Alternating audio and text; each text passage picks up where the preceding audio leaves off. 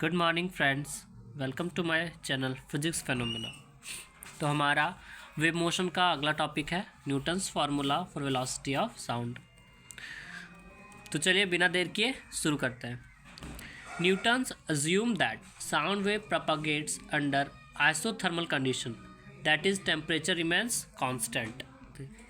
तो न्यूटन ने क्या अज्यूम किया था कि साउंड जो है वो आइसोथर्मल कंडीशन में प्रोपागेट करता है। आइसोथर्मल कंडीशन मीन्स टेम्परेचर जो है वो कांस्टेंट रहेगा, टेम्परेचर चेंज नहीं होगा। ठीक है, तो चलिए अब आगे इसका डेरिवेशन देखते हैं।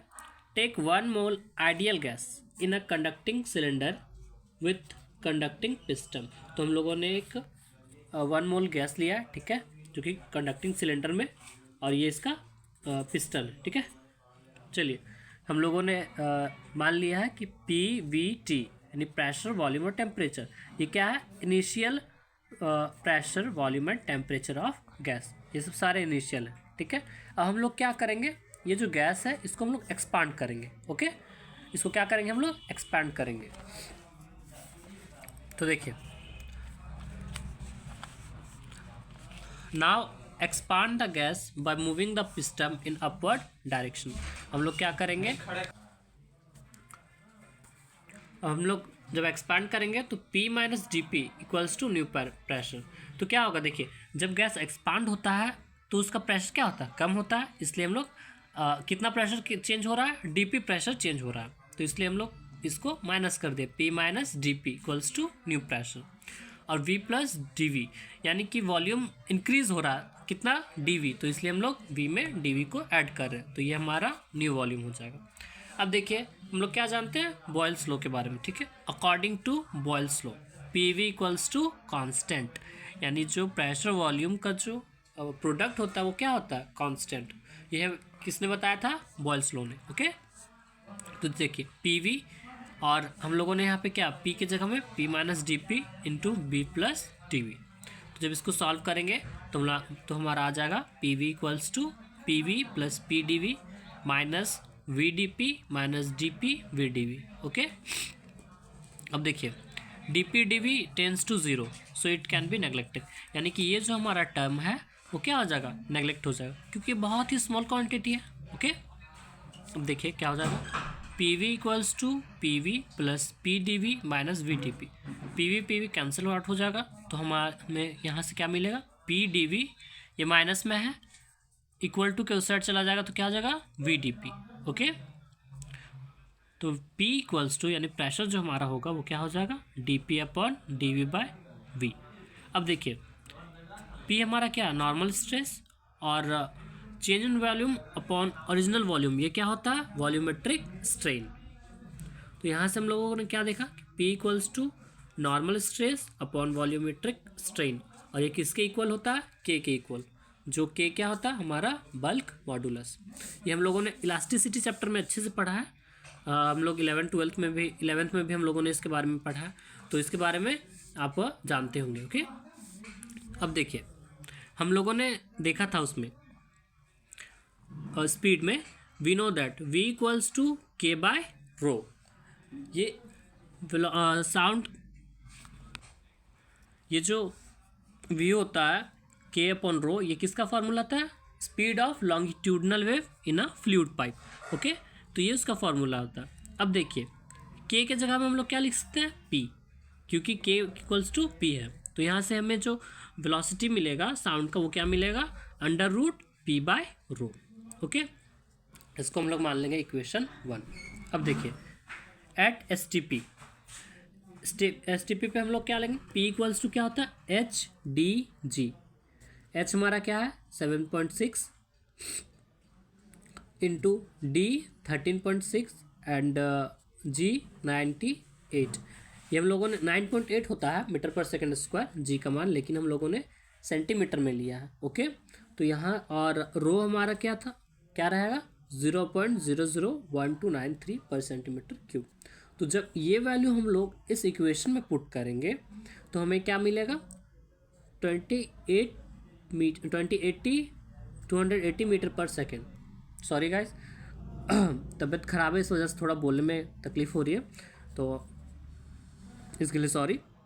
तो हमारा जो स्पीड ऑफ साउंड का जो वैल्यू मिलेगा वो अप्रोक्स 280 मीटर पर सेकेंड मिलेगा। ओके, लेकिन हम लोग जानते हैं कि क्या स्पीड का जो एक्चुअल वैल्यू वो कितना है, 332 मीटर पर सेकेंड।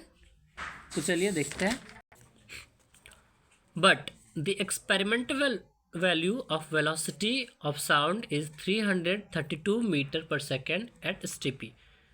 तो ये क्या है, हमारा बहुत ही डिफरेंट है। अगर 1-2 मीटर पर सेकेंड का अंतर रहता तो वो चलता, लेकिन ये बहुत ही कम है। This result does not agree with experimental result. The difference is about 16%। It is not experimental error. तो ये क्या 16% का एरर है। अब देखिए लाप्लास ने क्या किया उस फॉर्मूले में कुछ करेक्शन किया, जिसको हम लोग क्या बोलते हैं, लाप्लास करेक्शन। न्यूटन ने अज्यूम किया था कि साउंड जो है वो आइसोथर्मल कंडीशन में प्रोपगेट करता है, लेकिन वही जो उनका अजम्पशन था वो गलत था। अब लाप्लास ने इसका करेक्शन किया। लाप्लास ने क्या करेक्शन किया, तो चलिए देखते हैं। According to Laplace, Newton was wrong in assumption that sound propagate under isothermal condition।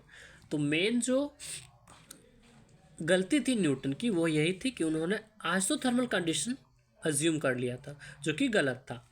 Sound waves are longitudinal waves. Sound waves क्या लॉन्गिट्यूडनल वेव है and propagate under adiabatic condition. और ये किस कंडीशन में प्रोपोगेट करते हैं, एडियाबैटिक कंडीशंस में। Okay, अब देखिए using equation py to the power gamma equals to constant.